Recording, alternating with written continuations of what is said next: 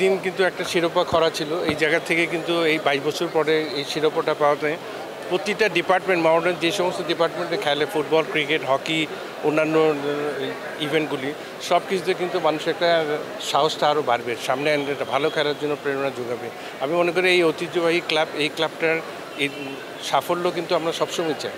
প্রতিটা স্টেপে কিন্তু আমরা মডার্ন ক্লাবের সাফল্য চাই এবং আমি মনে করি যে ধারাবাহিকভাবে সবাই সম্মিলিতভাবে চেষ্টা করে এই যে ২২ বছর পরে শিরোপা আসলো, এটাতে অন্যান্য ডিপার্টমেন্টগুলি আমরা ইনশাআল্লাহ আগামীতে ভালো করবো আশা করি। অবশ্য আমি তো খালি আমি যখন মডার্নে খেলতাম তখন ফুটবল, ক্রিকেট কোনো আলাদাভাবে দেখা হতো না।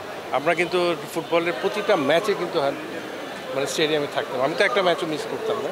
তারপরে ফুটবল প্লেয়ারদের সাথে আমার যথেষ্ট ভালো সম্পর্ক ছিল, প্রতিটা প্লেয়ারের সাথে। এবং যেভাবে আমরা সময় কাটিয়েছি ক্লাবে, এখন তো এটা দেখাই যায় না। এখন তো ক্রিকেটে দেখা যায় যে মডার্ন ক্লাবই ছিল, কারণ ক্লাবের সেই আসা যাওয়া প্লেয়ারদের ওই জিনিসটা কিন্তু এখন নেই, এই আন্তরিকতা কিন্তু এখন নেই।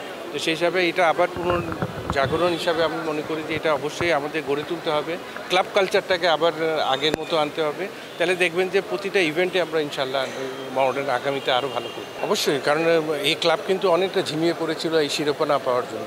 আগে কিন্তু দেখবেন যে হয় ক্রিকেট নাই ফুটবল না হকি একটা শিরোপা আসছে, সেইভাবে কিন্তু আমরা অনেক পিছিয়ে গিয়েছিলাম। এই পিছানোতেই কিন্তু ক্লাবের সব কর্মকর্তা বলেন, সাপোর্টাররা বলেন, সবাই কিন্তু একটা ঝিমিয়ে পড়েছিল এবং আবার পুনর্জীবিত হয়েছে। আমি মনে করি যে এটা ধারাবাহিকভাবে থাকলে আগামীতে ক্রিকেটে আজকে অনেক বছর ধরে আমরা কোনো শিরোপার মুখ দেখছি না।